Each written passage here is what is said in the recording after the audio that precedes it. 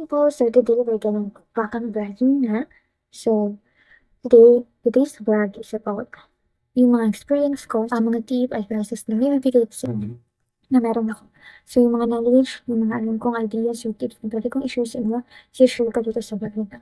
But before we step on that, sa pinaka-main na purpose ng vlog na to is, I'll share story lang kung bakit nag-stop ako sa vlogging. Kasi if you don't mind, share ko lang sa inyo kasi para aware kayo kung ano ba nangyari sa akin, why I need to stop or why you stop vlogging. So, ngayon, stop po kasi ako sa pag-vlog na before is because, gusto ko po mag-focus sa pag-aaral ko para sana maging dating honor ko, dating honor sa pag-graduate ko. But, sadly guys, hindi ako naging dating honor, but nakapag-move forward naman ako kasi ito ko umarap sa inyo. But, ayun talaga yung pangarap ko to surprise my family, especially my mom and God or my mama and papa. But, ayun, this year din, my mom passed away last March this year. Kaya medyo marami nagkaganon ko. But yeah, huwag na natin kwento yung mga yun kasi positive lang tayo dito. Gusto ko lang ng short story kung bakit ako nag-start. Let's start with ano nga ba yung experience ko after graduations? Experience ko, of course, maging excited ako kasi dun sa real world, kasi nasa real world naman ako, yung real life na, you need to be independent, you need to stand by yourself. Marami akong na-experience, natutunan na realize after graduation. And after graduation, hindi ka pa pala guys makakahanap ng work. And then, ang nakaka-pressure pa guys, is tatanungin ka nila na graduate ka na ba? Anong plan mo? Ngayong naka-graduate ka na. So, ganun yung mga experience natin. And sure ako na hindi lang ako yung nakaka-experience nun. Kayo din. And especially kapag nakikita niyo yung mga kabatchmate mo, or even classmates or friends mo na may work. Tapos kayo, wala pa rin. But it's okay. It's valid to feel parang, parang nahuli. But, totoo nga na yung life natin hindi naman paunahan. Yung life natin hindi naman pare-pareho. So, magkakaiba tayo ng story. Kaya, all you need to do is to focus on yourself, to reflect kung ano man yung gusto mo. Kung ano ba yung gusto mo sa buhay, kung ano ba yung gusto mo sa buhay, without rushing it. Kailangan mo munang, kasi sa pressure ka pa, iba-iba pa yung nararamdaman mo. Kasi, pero pinaka-number one talaga, pressure ka naman, karoon ng work. Magkaroon ng work, like that. And isa na ako dun. Actually, ngayon, na-pressure ako na, especially na wala yung bank ko kasi. So, hindi ko alam kung paano makatangan, like that. So, and I'm the breadwinner of our family. Before, kaya parang, I'm so shocked and pressured na kailangan ko mag-break, ganito, ganyan.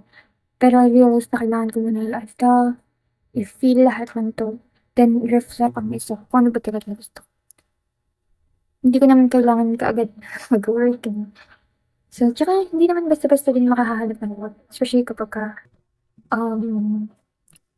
kahit graduating ka na, mahirap din naman yung work. Pero now, I try na mag-apply, but then I realized na hindi ko kailangan i-pressure yung sarili ko or i-push yung sarili ko na hindi naman ako ready.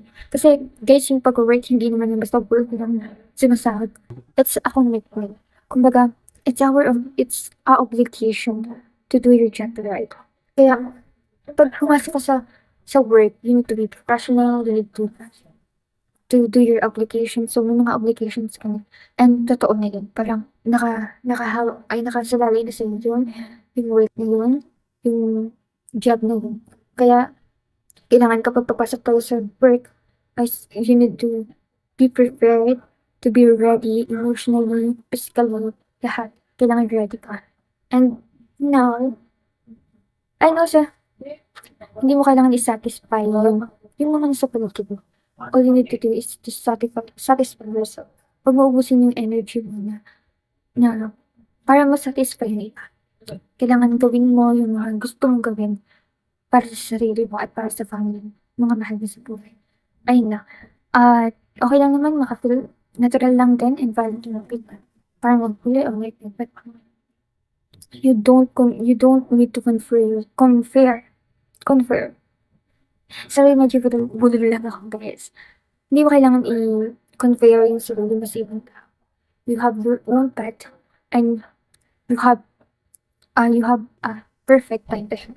Kaya sa mga fresh graduates, kailangan niyo ng asikasuhin yung mga SS, Pag-ibig, PhilHeart, TNIT, BIR, NBI, and lahat ng mga kailangan, PSA, gano'n. Lahat ng mga kailangan as an adult, as an employee. So, kailangan niyo muna ready yan para kapag mag-a-apply na kayo, ready na kayo. Kasi usually guys, ang mga company is ASAP sila. So, as soon as possible sila nag-hire. So, kailangan kapag nag-apply ka, medyo kumpleto ka na. So, unti na lang yung lalakadin mo para kapag sinabi na nilang hired ka na, then pasa na ng requirements. Kasi usually, 1 week lang binibigay nilang palugi to pass your requirements or to comply your requirements. Kaya, kailangan ready na kayo. So, ah, kung hindi pa kayo kumpleto guys and hindi niyo alam kung paano gawin, paano kumuha ng PhilHealth, paano kumuha ng SS, Pag-ibig, PNID, or everything na need sa adult and sa requirements ng work, pwede ko i-vlog yun guys. Comment below kung gusto niyo mag-tutorial ako sa mga hindi niyo pa nagagawa or hindi niyo pa lalakad ng mga requirements. So, I can help. Then, isa rin sa advices ko, kasi usually yung iba, ako kasi, I am introvert and mahiyain ako, but I have my tip as well. I need to face my nervous or when you need, ayun kasi yung isang weakness ko, guys. Weakness ko kasi yung mag-face ng new situations and new things as an introvert. Kasi, nahihiya ako makipag-usap like dati or sa interview. So, ang kailangan niyo lang para ma-overcome yun as an introvert, yung mga nahihiyain dyan, kailangan niyo lang prepare it well and mag-research kayo. And advice ko rin kung mag-apply kayo, you have idea about the company and the job na ina-apply mo. Ayun yung isusulat ko. And also, your weaknesses, paano ma-overcome yun and the strength. And how do you handle pressure? Dress it well. Yung mag-dress kayo ng confident para kapag nag-present kayo sa mga employee or sa mga HR or sa mga owner ng company na yun, okay yung dress niyo, professional kayo tignan, prepared kayo, alam niyo yung mga idea about sa company and the job that you're applying for. So, ayun guys, overcome niyo lang yun. Overcome niyo yung mga nervous or yung mga weaknesses niyo or yung hiya niyo. Kayang-kaya niyo yun guys kasi kung nahihiya din ako kaya na-overcome ko naman. Gawin mo yung mga rejection mo as learning para mas mag-improve pa sa susunod mong a-applyan at maging motivation mo to be more dedicated na makapag-work. Pero ako kasi hindi ko naman sinasabi mag-work kayo after graduations, no. Kasi meron namang iba na gustong business, gustong or online world, so digital. So, kung ano man gusto niyo, kung mag-work kayo or mag-business na lang kayo, it's up to you. Basta mahal niyo yung gagawin. Ayun lang. Okey lang naman guys yung ating mga tips. So, kailangan kapag after graduations mo, asikasuhin yun. Dapat nga before the graduations, asikasuhin na yung mga requirements mo with your applications or requirements para sa work niyo. And yung mga kailangan, yung mga importante like PSA, IDs. So, asikasuhin niyo na before sana. Pero kung hindi naman naasikaso ng before the graduations, okay naman. Mag-asikaso kayo na yung after graduations is prepare it well, dress well, and research well para maging ready kayo pagka nag-interview kayo or mag-apply kayo. And also, remember that rejection is a part of process. Reflect yourself. And kung hindi pa naman kayo prepare, mag-work, okay lang din. Kasi it takes time. Minsan nga yung iba, 3 months, 5 months, 6 months, or even a year pa nga umaabot before sila magkaroon ng trabaho. Kaya don't pressure yourself dapat kasi iba-iba naman tayo. Pero if merong opportunity na mailatag sa inyo, grab nyo na yun as your experience, as para mag-grow kayo professionally and matuto kayo na mas ma-improve pa yung sarili niyo. And kung hindi pa naman kayo ready, hindi nyo pa nararamdaman na mag-work, pwede naman kayong mag-aral muna, mag-attend sa mga seminars, free seminars, online skills, na mas mai-improve pa yung sarili mo. So, kung may pangarap o may mga dream job kayo, pwede niyong aralin yun through our social media. Kung gusto niyo naman na negosyo, good for you guys kasi maganda yan mag-negosyo kayo and kayo para mali maging business owner kayo, maging entrepreneur kayo. So, wag niyo i-limit yung sarili niyo. alisin niyo yung sarili niyo sa comfort zone niyo.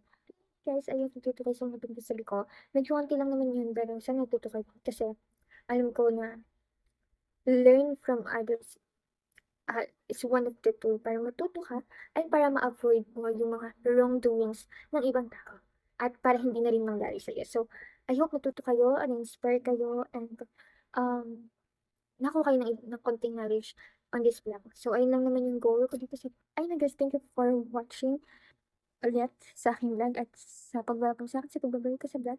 So, don't forget to like, comment your suggestion vlog, and subscribe of course. Yun lang guys. Thank you. Bye!